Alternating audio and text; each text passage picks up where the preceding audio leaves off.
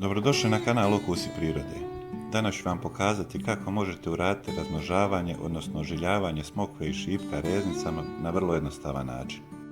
Uz reznicu ono što će nam trebati je i malo pijeska da bi napravili drenažu u saksiji u koju ćemo staviti sadnice.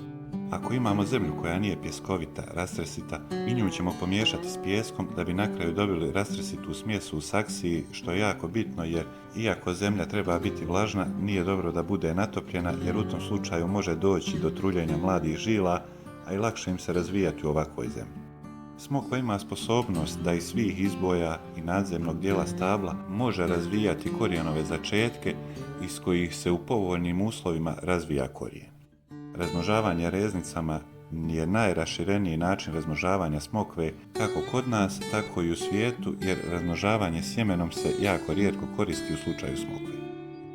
Reznice treba da budu jednogodišnji mladi izbojci, ne predebeli jer tanki se lakše primaju.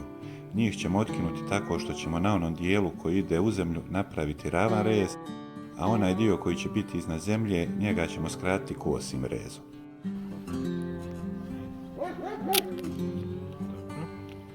Zatim ćemo reznicu staviti u hormon rasta, iako on u slučaju smokava nije ni potreban, ali kad nam je pri ruci iskoristit ćemo ga.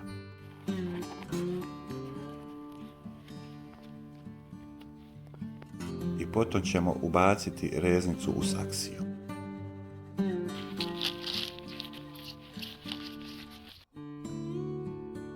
Što se tiče ožiljavanja šipka, odnosno nara, i tu je postupak potpuno isti kao i kod smokve. I ovdje ćemo na dno saksije staviti malo pijeska da bi napravili drenažu, a isto ćemo uraditi i sa zemljom koju ćemo staviti u saksiju. Ovo je najjednostavniji način razmnožavanja šipka. Razmnožavanje sjemenom ne bi preporučio iz dva razloga.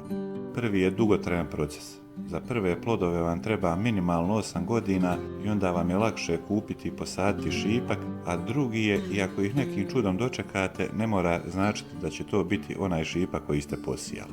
Ono što hoću napomenuti je da na ovaj način ožiljene reznice, odnosno sadnice i smokve i šipka, ostavite na dobro osvijetljeno mjesto, ali izbjegavajte direktno sunce. Redovno zalijevajte i smokvu i šipak, ali pazite da ne prenatopite zemlju kako biste izbjegli truljenje korijena. Također poprskajte ih vodom kako bi održavali vlažnost zraka. Reznice također trebaju biti mlade grane sa zdravog stabla i njih ćemo odrezati na isti način kao i smokvu.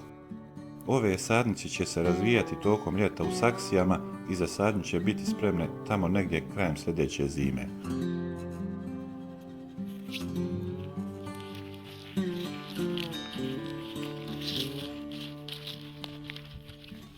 Kad smo završili sa sadnjom reznica, naravno trebate ih odmah zaliti i sad smo završili ovu, da tako kažem, prvu fazu. Što se tiče ovog videa, to bi bilo to. Pretplatite se na kanal Okusi prirode i ako imate nekih pitanja ostavite komentar, a do sljedećeg videa lijep pozdrav!